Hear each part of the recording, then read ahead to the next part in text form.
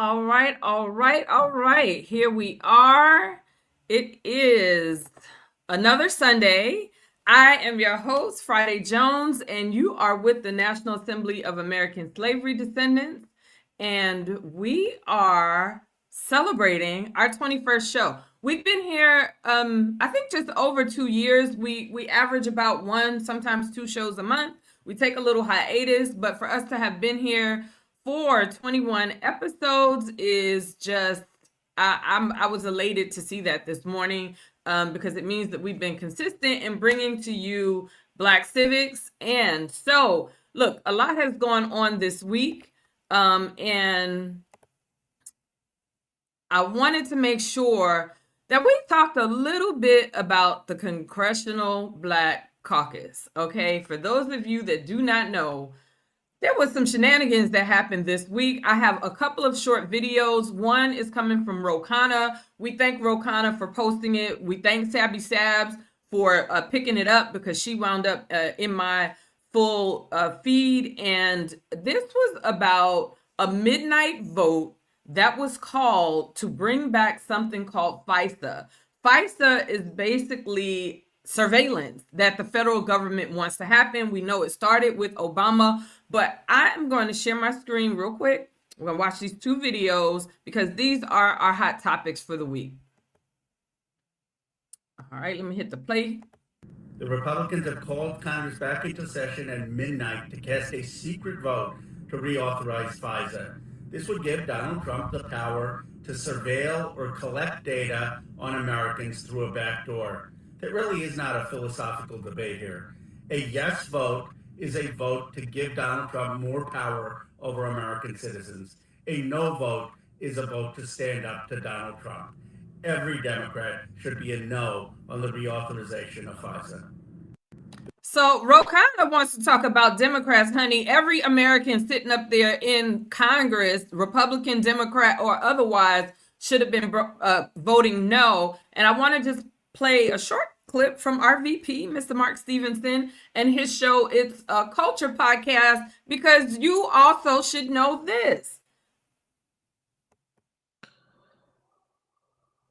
3 days. 3 days. That is all it took. Just 3 days.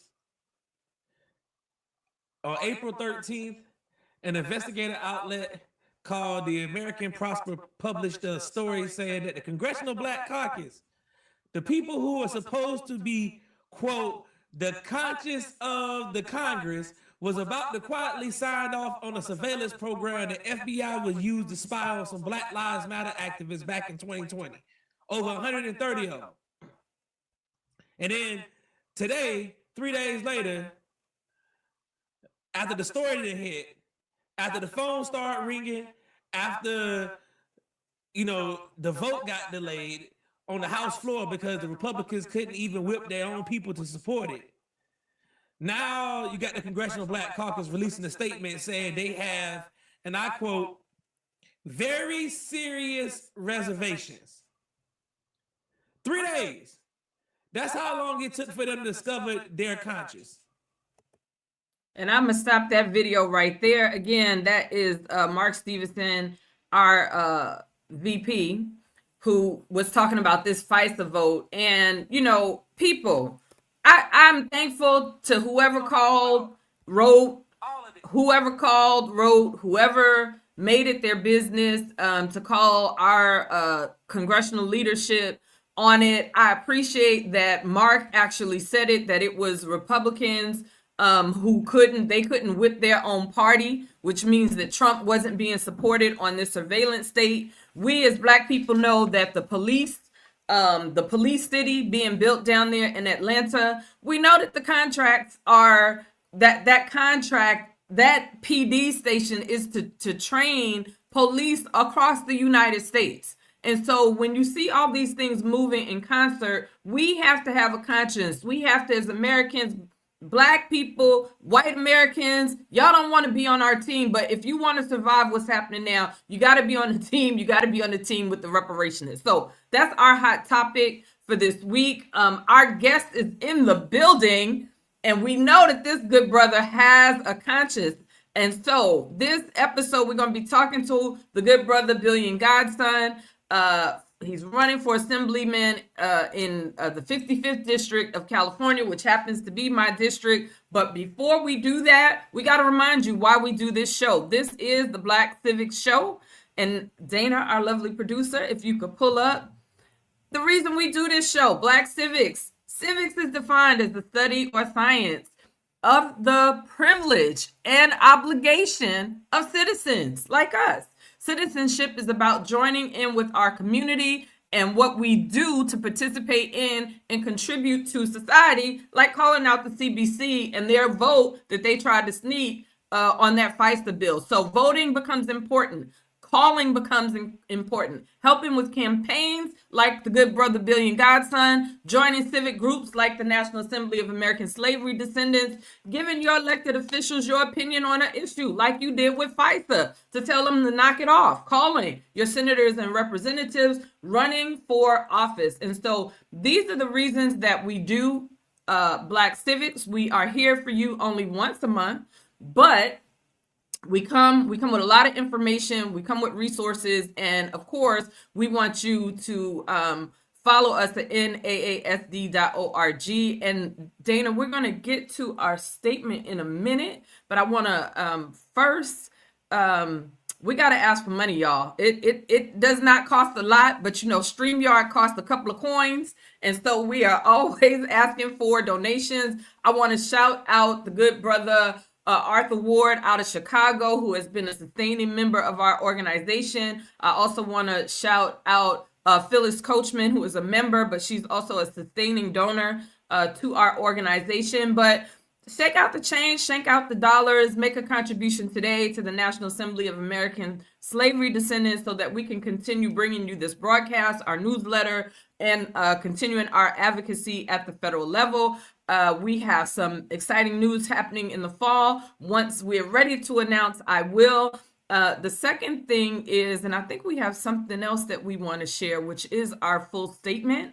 The National Assembly of American Slavery Descendants absolutely responded to Ghana and the UN vote. And we are looking for organizations like yours, like the church that you go to, like the Divine Nine that you're a member of, and other nonprofit organizations who want to take the position of us. We want to ask Donald Trump to have any one nation, individual, corporation, whoever that wants to do business with the United States government or within the United States to have a slavery disclosure. That'll be very important on an international scale. It'll also make our own home corporations and home governing bodies.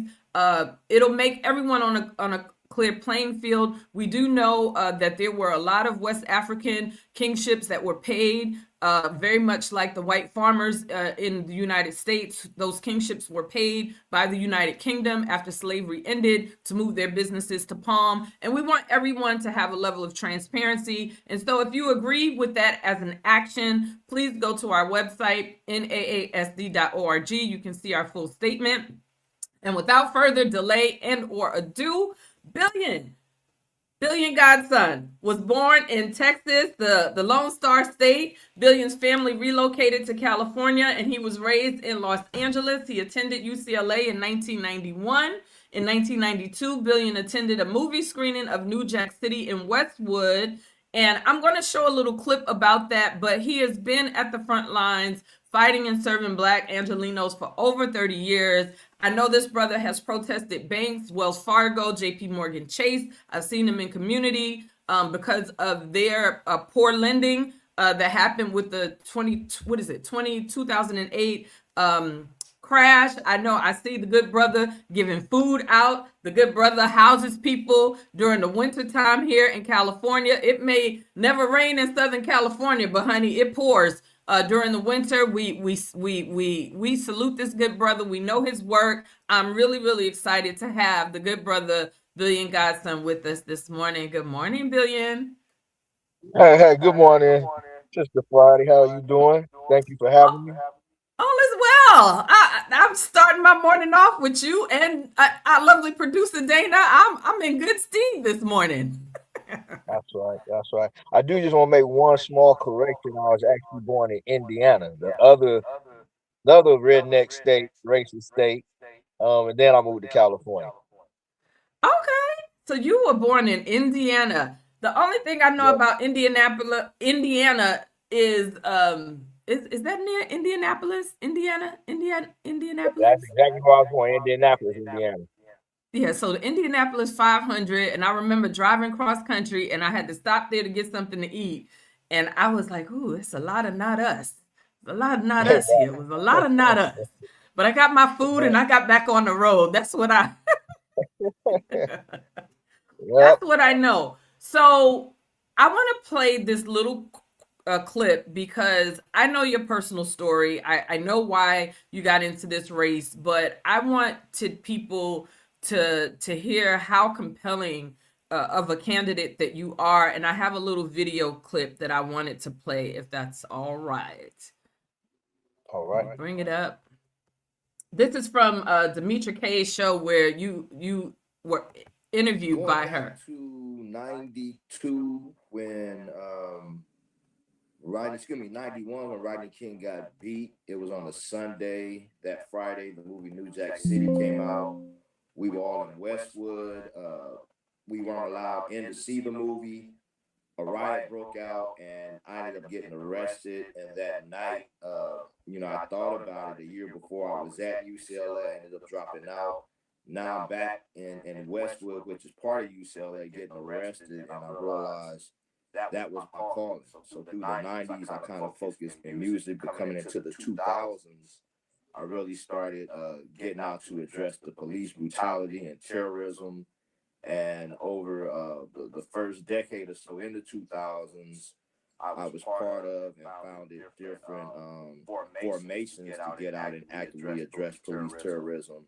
And from there, we grew into gentrification, homeless issues. At one point, we spent a couple years just shutting down Korean liquor stores and businesses, got into other issues to try to get some of these places that no longer hiring black to hire us, even though they're in our communities, forcing them to hire and reinvest in us. So that's kind of what got me to where I'm at today.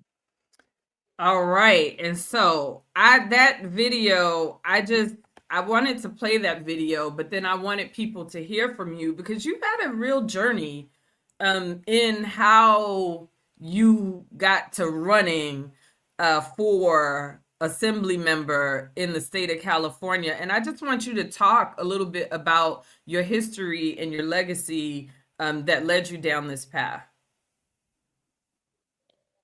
Yeah, a lot of folks hear about Los Angeles in the 80s and they, know a lot about the gang banging and dope slanging. But for me, for someone that was removed from my family in Indiana, LA, Inglewood, a lot of people took me in as family. So as I grew up and, started whether myself experiencing issues with racism or seeing my peers, it was just in me to respond. I never could eat and see my friends standing there not eat.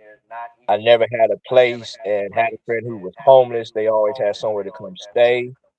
And if we were out and whether it be police or some racist whites or whatever to step to us, we dealt with it. So as I grew more into this movement and my understanding of systemic attacks against us grew, I knew to get involved in ways to push back. So, like it was saying in that clip, initially it was just really about police, but I gradually learned more about the outside influences on police, the outside influences of why we were homeless, the outside influences why we were broke. And I started identifying the brother Steve Copley really always encouraged us to go beyond police and see who are the ones in your city calling the shot. So that's what led me to see banks are very much involved in all oppression. The people sitting on the boards of these banks, the people sitting on the boards of these major corporations, the people financing a lot of these officials who are not representing us correctly. And for several years, from a grassroots level, we organized against a lot of these entities, but we constantly saw our blackness leadership was on the wrong side of the fence. So after what happened on August 31st, 2024, when the COBC failed to put forth our reparations bill, we spent a year chasing Isaac, different black legislators around. And then last year, we finally realized that was not stopping them from bringing forth a study to further delay our reparation bills. It was not stopping them from moving forward support for other people. So that's when we realized we really have to start removing these people and putting more of us into these positions to make decisions. And for those of you that do not know, April 31st, 2024, if you are a California reparationist, if you are someone who is really following the reparations movement in the state of California, that was the date of betrayal. And during Chris Logsdon's segment, I'll show a photo from that day. But 200 Black folks from across the state of California rallied in Sacramento to push for Senator Bradford's reparations legislation. And on that day, people who, if you go and look at those bills, people from the Congressional Legislative Black Caucus, including Isaac Bryant, who is running in the 55th against Bllion Godsun, none of those members whose names were on the bill, who were present that day, brought the bills to the floor. And so it was a great betrayal for us. It's one of those turning points in history. And I think for you, Bllion, that action is also part of the reason that you are running. Is that accurate? Yes, that's correct.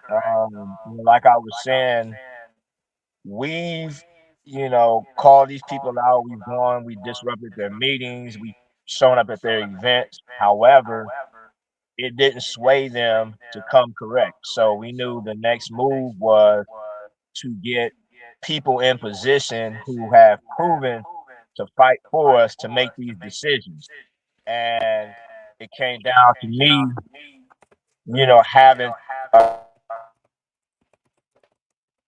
made up my mind last September to go ahead and run for this office. We officially filed in December to get involved with this, and it's been a journey. The past several months.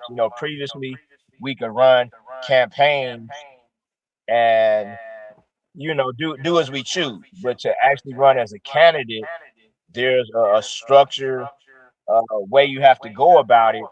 And that's been a little challenging, but it's been overwhelming support. So we in it to win it. And I was there to witness this, but in one of the protests that was in Corey Jackson's district, that's the day we had Camila Moore, we had her mom, Miss Vi, on we had Africatown Coalition there, you were there, and they called the sheriffs on us, and it was like 10 cars deep, 20 officers hopped out of their car at one time. People sometimes don't know what is encountered, but I really felt like Corey Jackson tried to weaponize the police specifically against Africatown Coalition, because Africatown Coalition is largely made up of Black men. And I felt like that was really an assault or an attempted assault on you all that day. And when you think about that, and here you are, someone who has stood up against police brutality. LAPD is very well implicated in the city of LA's reparations final report. Not the recommendations. We haven't gotten there yet. That's a whole other topic of discussion. But tell us about how your work and how this really has translated into your platform as a candidate, the things that are important to you. So like you brought up, in addition to the police, we spent several years campaigning against the banks. And the reason why I bring that up specifically is because that campaign led us outside of our community. You know, we stood in some banks in front of some banks in Beverly Hills and Hollywood. And that's when I got to realize that even though there may be some white people or non-black folks who don't necessarily agree with us pushing a pro-black agenda, they also are affected by a lot of these entities that are getting over on us. And when we campaigned against the banks, we actually found there were more people who were pulling their money out of these big banks like Chase, Wells Fargo, US Bank, Bank of America. And that's something that we're also finding out with this campaign. We're not being shy about the fact that we're pushing reparations. We're not being shy with the fact that we're pushing against black eraser. We're not being shy that we're pushing for those of us who are descendants of people who were emancipated from chattel slavery, finally get our just due. And what we found is we've been knocking on people's doors, even though those might not be issues they're concerned with, they do understand one, it's time to finally come correct with some of the most productive people in this country. But also they know that a lot of what is holding us back is holding them back. And just to keep it 100, a lot of folks see right now that our political arenas, our economic arenas are heavily under the influence of Zionists. And that's what we found. Latinos, Asians, white folks, everybody understands and are upset about. So, where some folks might not necessarily support us pushing a campaign for reparations, they do support us pushing a campaign against entities that they're also having issues with. So, that's been one of the more interesting things we've learned with this campaign. You know, initially we kind of felt we would get a lot of hostility going into some of these non-black areas, but that's not been the case. I actually did get assaulted by one white boy, a MAGA supporter, and you know he got dealt with immediately. But outside of that, we haven't met too much hostility on that level yet. I'm glad you brought that to the forefront in terms of the Zionism and the coalition of power that Zionists have. We know that AIPAC is basically a foreign lobbying group that somehow legally exists in the United States, which is odd. That's odd to me. But unfortunately, at the state level, we haven't seen like AIPAC talk about our local races, right? We don't have a report on whether Gavin Newsom gets significant funding from AIPAC or Assembly Member Isaac Bryant or any of the Black CLBC members. And that's something that I don't know. I don't know who you talked to about that, but I'm glad that you brought it up because I think Californians have a right to know at our level because we know our economy is the fifth largest in the world. California's economy actually carries a lot of the rest of the country because of what we're able to contribute to the federal government. And so we also know that if we, as Black people, make strides here, we know that Black folks across the country, their situation will improve. One of the things, and I want to shout out because I can. I know about your work at the local level with California, Los Angeles vendors and vending. Vending, we know in the city of LA is a challenge.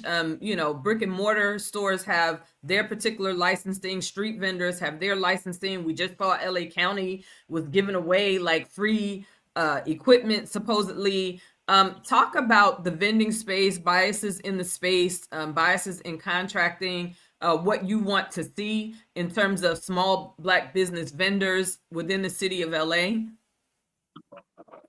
Yeah, so prior to COVID, prior to 2020, to be a Black vendor in the city of LA was to set up for a couple hours, make a few dollars, but gradually, within a few hours or within a few days, have the police and public health show up and shut us down. While we could see, you know, some Latinos right across the street sell tacos for months, if not years.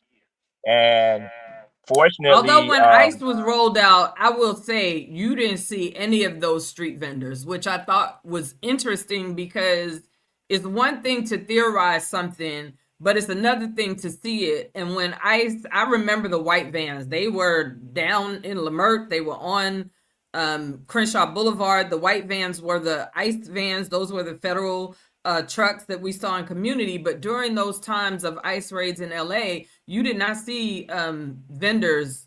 You didn't see Latino vendors. Let me be clear, on the streets during that time. right, right, right. Um, and so going back to prior to 2020, what we were able to build and secure was an area that we call Africa Town. A lot of folks know as Leimert Park, where Black vendors could come and set up. And then in 2020, as everything was shut down, what actually happened was our vending community exploded. We went from probably about 30 or so vendors a week to 100 vendors a week. And we had some struggles with the city about them attempting to shut the area down, but gradually we fought them. And for a while, we even went under a permit that we were paying $6,000 every week to hold on to. But we were able to also win some victories on the city and county level to where it's a little more legal now for vendors to come out and set up. And right now, we're really encouraging more of our people to get out here on Crenshaw throughout the week, because the past couple weeks we've actually had to address a few non-Black vendors who attempted to set up because they see the potential, they see the money. They're looking at all of that traffic, people coming home after work, and they know they can make money. But what we want to make sure is this is the only area where Black vendors can come set up now legally, but also without being harassed by Latino gangs and other folks when they try to go a little bit further east, a little bit further south, as some have, and had to deal with people stepping to them to shut them down. Another part of the vending is with the World Cup and the Olympics coming. We want to make sure our Black vendors get a piece of that pie. There's a lot of talk right now about LA 28 and what's going to happen, and LA will it 28 be with the leadership on the Epstein files, but that's that's another right, conversation. right, right, right. So again, we just really want to establish that there is a strong vending community within LA. Some of our folks got pushed out those city jobs. Like I said, some rose out of COVID, and we got a lot of young people with a lot of creative ideas who are not looking to go corporate or go work for this or that person, but have the skills, talent, and ability to work for themselves. So we want to cultivate that and see that grow. Thank you. And I just got a note from my producer that Gavin Newsom recently stopped taking money from APAC. I wonder why. Meanwhile, at the ranch, I'm glad that you are focused on the vendor component. I saw a video I shared on my Instagram with a sister talking about, and you alluded to it in that you were paying $6,000 a week to make sure the vendors were there. One of the things that she started doing with the smaller vendors was to register them for the day so that they could have a consistent paper trail that they were a viable business, because a lot of those street vendors who could access grants, who could be accessing other things because they're not looked at as a real business, once that paper trail is created, they now have the basis to say we are an operating business. And I think that you help some of those vendors to do just that, and I'm grateful. I'm always grateful for your work. We got a funny story. I don't know if I should share the funny story. It might not be appropriate at this time, but let's just say your girl was very youthful at some Google Earth to get our good brother Bllion out of a tight bind, and it takes everyone to do their part. And sometimes it's the smallest things and it's the smallest gestures that make a difference in a life. And I can say honestly, Bllion has made a difference in my life. I try to contribute as I can to the things that he's doing, whether it's giving out the clothes and the homeless.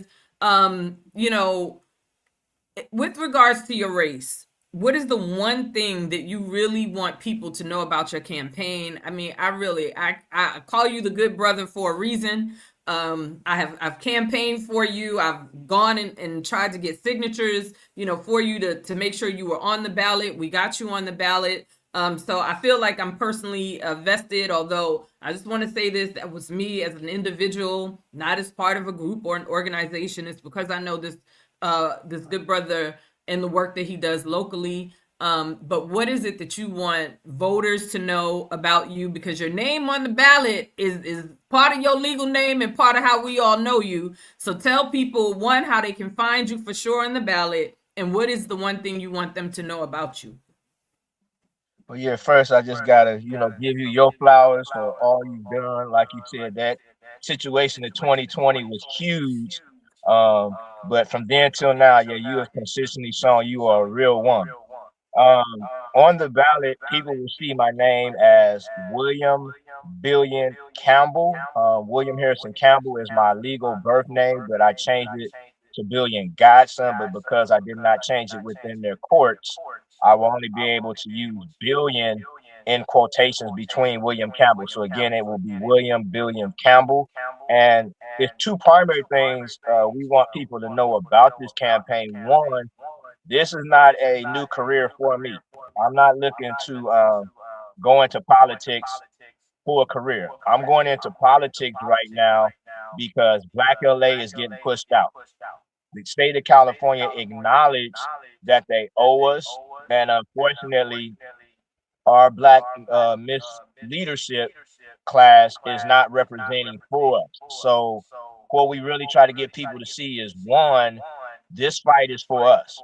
This fight is both to push forward the reparations agenda, but also get in there and get the immediate resources we need. 50 some thousand people were pushed out of LA last year, 50 some thousand the year before that. Going back to 2021, there was 100,000 people. And we're 2022, SB, what is it? SB 79. They trying to get everybody by the railway. So for those of you that don't think reparations is about your life, in LA it is. Right. The second thing we really want younger people to know about this campaign, it's your turn next. I'm going to get in that door. Like I said, not looking for no long career with this. Maybe 2 years if necessary, 4 years, but beyond that, I'm looking to pass the baton off immediately. So we need more young folks to elevate the way they see politics. Because myself, for 30 years, I did not vote. So I understand that position that a lot of younger people hold because we don't see a lesser evil. We see an equal evil. But what we do have to do is go for them seats, remove these people who are not representing us, and get those of us who are fighting for us into position. So again, one, this is for us collectively, and two, we need more younger people to start looking to actually taking these positions. All right, and we have the Good Brothers website, so we need donations. Money moves all things. This is America, dollar bill, y'all. So www.bllion55.com. Again, www.bllion55.com. You can also find him on social media as Bllion55, whether it's Twitter, Instagram. Stay up with the Good Brother, see the work that he does. Thank you so much for being here with us today. I have always enjoyed you, and I have enjoyed you today. Until next time, everybody say peace to the Good Brother, Bllion Godsun, and look for his name, William Bllion Campbell, on that election ballot in June for the primaries. Thank you so much, Bllion. Love and appreciate y'all. Thank you. All right. And before we go to commercial break, I think we have a couple of things that we need to share with our viewing audience. What do we need to share, Dana?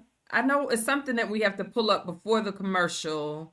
We have something on EGP, I think. Don't we have something on the gun club? Yes. Okay. So my mic can't be on if I'm off stage. So I'm sorry that this looks a little crazy. But if you are ready to look for Black folks who want to exercise their Second Amendment rights, there is an organization that will help you do that, the Elmer Geronimo Pratt Gun Club. You can go to their website at www.egp.org gunclub.com, and you can learn more about that organization. They have a chapter here in Southern California, LA specifically. They also have chapters in Texas, Mississippi, Philadelphia. And so tap into their website if you want to find out more information. And we are going to take a quick commercial break, and when we come back, we got another good brother. I'm in such good company today. Y'all just don't know. I call him my twin in reparations, the good brother Chris Logsdon. We're going to come back with Chris from this commercial break. Welcome. We are the National Assembly of American Slavery Descendants. Our mission is to advance the national movement for reparations. The United States Office of Management and Budget set 5 minimum standards for collecting racial data.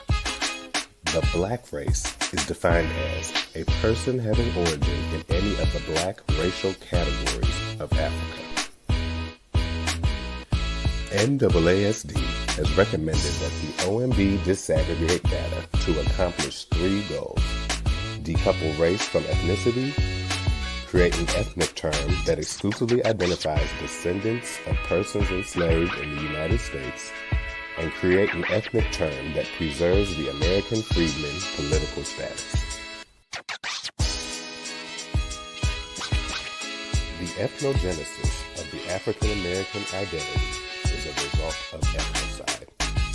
The identity is from a people with shared history. Race identity plus ethnic identity equals peoplehood. Together, we can fix this dilemma with the OMB. We can build a coalition, grow the movement, and create a unified demand. What can you do to get involved? You can join NAASD today at www.naasd.org.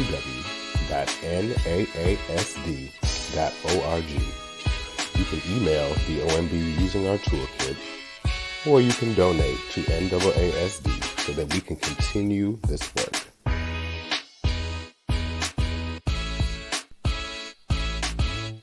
Thank you for your time, and stay connected with us on social media at NAASDORG. We are on Twitter, YouTube, Instagram, TikTok, Facebook, and LinkedIn. You can also sign up for our newsletter at www.naasd.org.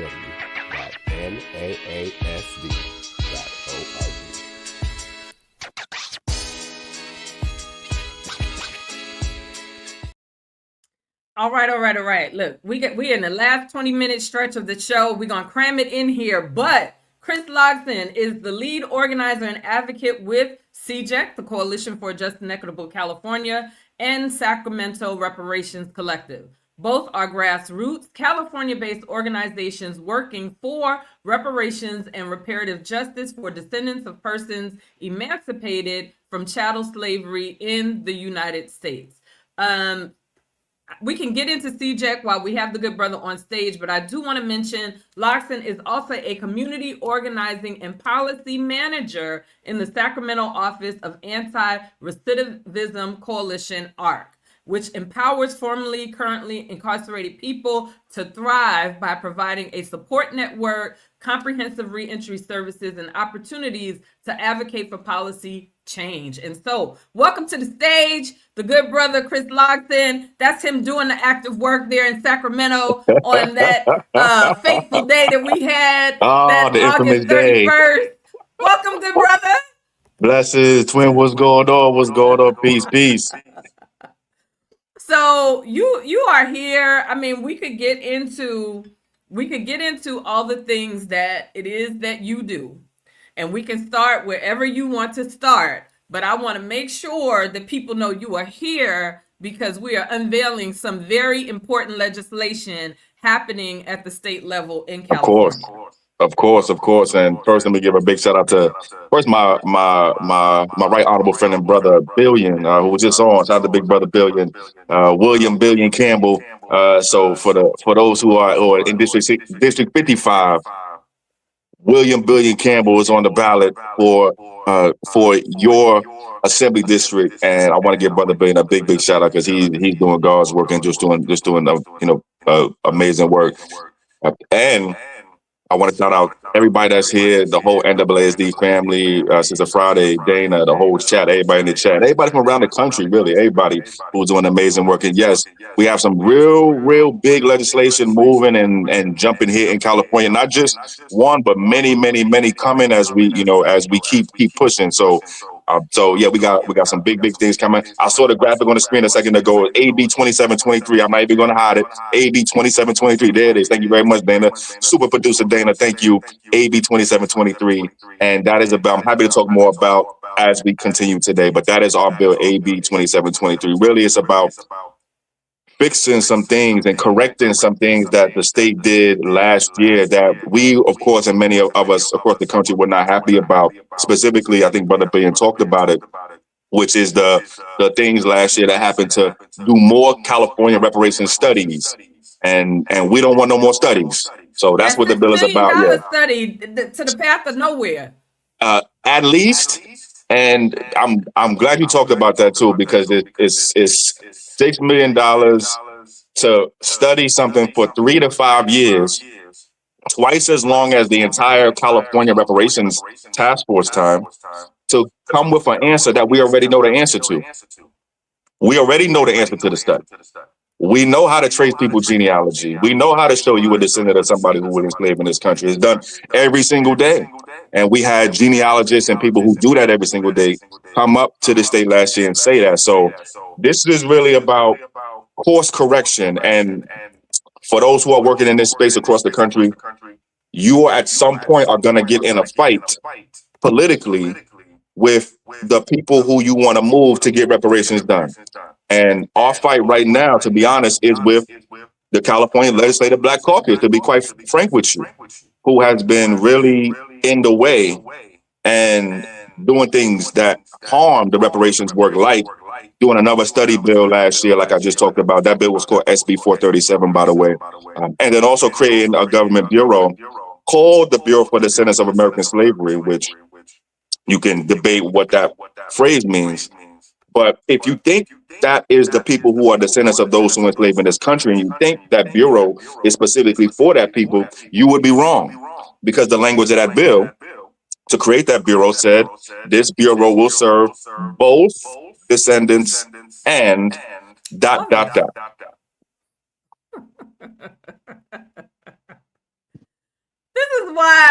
This is why, like Bllion said, the young people, they just tap out. They like, yo, we can't check in for this government because they show that they don't know like what they're doing. And after you have like CJEC in the mix being made for the task force, like you were an official organization ordained by the task force who did over 100 public sessions, who does the good work, champions bills, and then the people whose names are on as co-sponsors don't bring the bill to the floor. I don't know how you convince a young person to get more involved. That's like a hard sell, because if you have good common sense, you're like, I could spend my time, making doing money something else for my family, doing something else.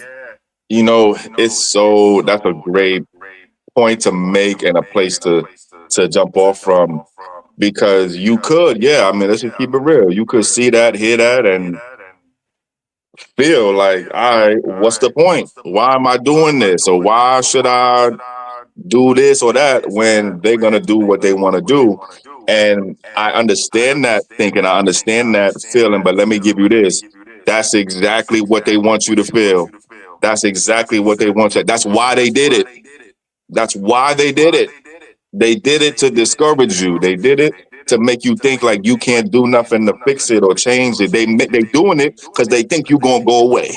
Yes, they think you're gonna go away. They playing the long game. They are. Yeah, they think you're gonna move away from what you really believe is right, which is reparations for those of us whose ancestors built this country. So what we're showing with our bill is that we ain't going nowhere. As a matter of fact, we're doing even more. We added more and pushing more. So this is an example of that.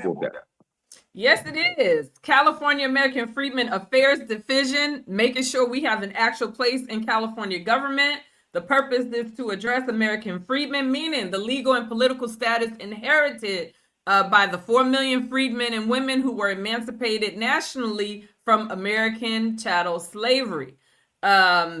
This bill establishes and maintains an accurate database registry of all American freedmen residents. So we don't need the $6 million foolishness that they have going on at Cal State, where our governor, Gavin Newsom, is one of the automated seats because it goes to the governor of California. And he gets to appoint 16 of the 25 members of that particular trustee board. So we know our $6 million is not in good hands. But this bill, this AB 2723, we need folks to know the number, AB 2723, does just that. So talk to us more about some of the things this does. I'm just scrolling so people can see it and read it at their pace and freeze frame where they need to. But I want you to talk about this bill and its importance. Yeah, thank you so much for that. And it's important to say this too, because on the website of CJEC, that's official.org, I see it's on the screen right now. On the website, there is a page specifically for AB 2723 and talks about all of what I'm going to talk about and have been talking about.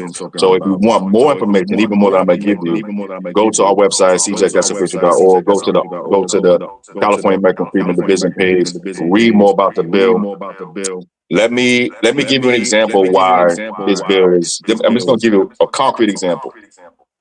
So last year there were maybe a handful, 5, maybe 10 or so, maybe a little bit more or so bills introduced at the state level here in California, specifically, or at least talking about people who were descendants of those who were enslaved in this country. The year before that, there were something like 15 or so bills specifically for those who are, or at least talking about targeting those who were descendants of people who were enslaved in this country. Those were the first 2 years ever that California had anything specifically or targeting those who were descendants. We were, let's just be real, we are the source of that. We are the reason that happened. And that's we, I mean, that's everybody that's in this chat right now, everybody that's on this live right now, that's everybody who's been pushing for lineage-specific reparations. This year, there are zero. But they had a 10-year plan, Chris. They had a 10-year plan. Yeah, right, yeah. That's what they told the media. It's wild. 10-year plan. And so you talking about what I remember hearing some member Tina McKenna say a bunch of times. Well, we think this is going to be a 10-year process. By the way, she was saying she thought reparations was going to be a 10-year process, meaning it was going to take 10 years to get to the check. That's coming from the black legislator. We don't need that energy. We don't need a 10-year energy from the black legislator. But zero this year, zero. And that is because last year we passed bills that did exactly what we said was going to do. Delay, disrupt, and effectively deny the process of reparations from going as fast as it could. So why do I need to say more about why this bill is important? What this bill does is it short circuits and cuts through that process. It creates a place and a space to start doing genealogy ASAP, as soon as possible. And what the bill does is create a division inside the Secretary of State's office. We can talk about why we want it there. But a division and then a genealogy office that will start doing genealogy for people right now so we can get what we are owed now or as soon as possible. We don't have time to wait. We don't have time for more study. We don't have time for more research. We don't need no more study. We don't need no more research. What we need is for the state to do something. It's not okay that our people are. I was telling my goodness the other day. There's no reason why we should be struggling as a people economically, financially, with all that we've done for this country. It's crazy. We are owed something very big, and this country and this state specifically to start is going to be the first to do it. So this bill speeds up this process, and that's what this bill is about. And I want to say we don't have time. Between September of last year and yesterday, I lost my grandmother. She was 2 weeks outside of her 97th birthday. I lost my auntie Joni. They the same age. They like 2 years apart or something like that. I lost my aunt Irene, who was 94. And yesterday I lost my cousin Sissy, and cousin Sissy is in her 80s. So in my family alone, in terms of, we're talking about survivors of Jim Crow. We're talking about survivors of the Great Migration. In my family alone, I lost 4 between September of last year and yesterday when my cousin Sissy died. Cousin Sissy was on the phone with me the day I was talking about Bllion and I having the cops called on us by Assembly Member Corey Jackson. I was on the phone with my cousin Sissy that day, sitting on the side, talking to her while this was going on. So we don't have time to wait. The other thing, I want you to talk about Member Tangipa, because isn't that a Republican? Well, first, let me say rest in peace to the ancestors. Amen. And you just said everything. We don't have time to wait. And we don't want to hear. And this is why Brother Bllion and others are so important. We don't want to hear from the people who call themselves Black that we gotta wait. Why are we hearing that from the people who call themselves Black? Why? But I'm not surprised anymore. I'm actually, I used to be surprised and confused. I actually understand it better now because they are part of. Class. We both understand it better. Much better. When you get in the doors and start hearing them talk and seeing them move and seeing who they shake hands with, you understand more about how they move and why they do what they do. But let me get to your question though, and again, rest in peace to the ancestors and condolences to you, sis. So David Tangipa, he is an assembly member. He's from Sacramento, from the Sacramento area, South Sacramento area originally. He went to college, I think, in Fresno, played for Fresno State, played football in Fresno State, and his ethnicity background is Tongan. So technically we'll put him in the AAPI community. If you don't disaggregate, delineate, right? So he's Tongan, and I approached him. We approached him last year sometime to pick up this effort after our original author for this bill, then Assemblymember Bill Asaley, was promoted by President Trump to be the U.S. Attorney for the Southern District of Los Angeles. So when President Trump appointed Assemblymember Asaley, he had to leave the legislature, and that our bill that we were working on with him needed an author. So we approached Member Tangipa about it, and Member Tangipa was open to it, not just because he understood, not just because he saw what happened on August 31st, 2024, and thought it was wrong. Let's just keep it real. There are Republicans and Democrats, but there are definitely Republicans who saw what happened on August 31st, 2024 and said, that's wrong. Came to me and said, Chris, I may not support reparations. I may not support what y'all want, but I think at least y'all should have a vote, yes or no. Y'all should have a day in court.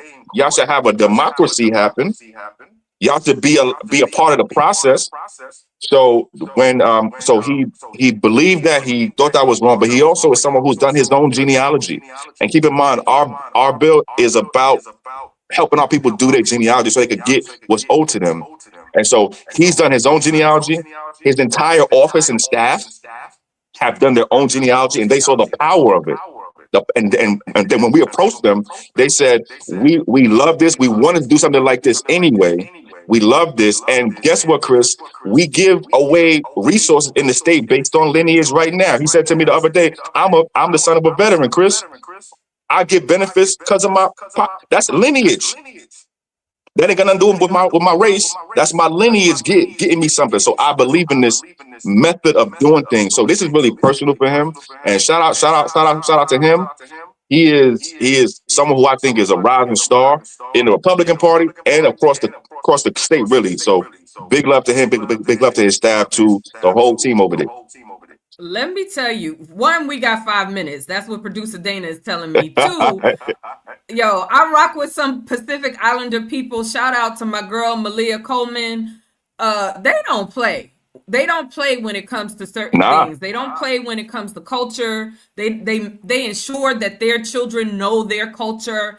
And I do think that specifically. from that Yep. place, I could totally understand why member Tangipa is on deck with this, because it's part of their cultural heritage to do what we're trying to do for ourselves. It also stands up to UN principles, contrary to what folks might want to tell us. Look, in our last 5 minutes, and you can't see it, but I wore There it is. the infamous shirt from the Yeah. 31st of August 2024. But I know that CJEC is still doing read Of course. processes and trips to Sacramento. So talk a little bit about that, so Yeah. that people can sign up, follow, and participate. Oh man, you're gonna make me spill the beans right now. I can't do it. Guess what? Don't spill the beans. So Talk about what we've done in the past and how they can find out more. yeah, I because we always got something. your back. Thank you very much, because we got something really, really big happening. One thing that we realized is that READ, Reparations, Education, and Advocacy Day. That's what that phrase stood for last year, and we thought, and what that meant was that over 100 of us came up to the Capitol in Sacramento last year, and we went to every single office of every single one of the 120 people who make the rules and laws, and did our thing, and talked So about don't believe reparations. Isaac when he talking nonsense. We saw everybody. Every single person. Although I mean, some people were hiding. Some people were. That's just true. Some people were hiding. Some people were told to hide, and I know who told people. That's true. But no matter what, we showed up in the building here in Sacramento, pushing for reparations. First time any group came to Sacramento for reparations, specifically for those of us whose ancestors built this country. Then we realized after that last year that READ, reparations, education, or if you want to call it reparations, engagement and advocacy, delivery, development, whatever you want to, the days. 2 minutes.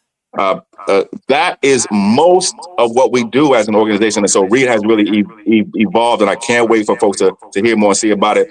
Go to our website, cdec.official.org, go to the Take Action page, sign up, because all the updates are coming, but you don't want to miss it, and it's coming soon. So sign up right now. So sign up. We have the good brother. You can follow cjec-official.org on social media, whether it's Twitter, Instagram. You can go to the website, sign up today so you can find out what's coming, because I guarantee you it's going to be good. Brother Chris, my twin, thank you so much for being here. Thank you so much for all the work that you and CJEC does. I appreciate you. I love you so much. Love, fam. Love as always. Keep up the great work. Shout out to the family. See y'all soon. All right, family. This has been another episode of... Oh my goodness, how you get a phone call live on air? Anyway, this has been another episode of Black Civics. We have heard from Bllion Godsun. We have heard from Chris Logsdon. We thank you all so much for tuning in to our 21st episode. And I believe Dana wanted to share something on our way out. So Dana, take us out.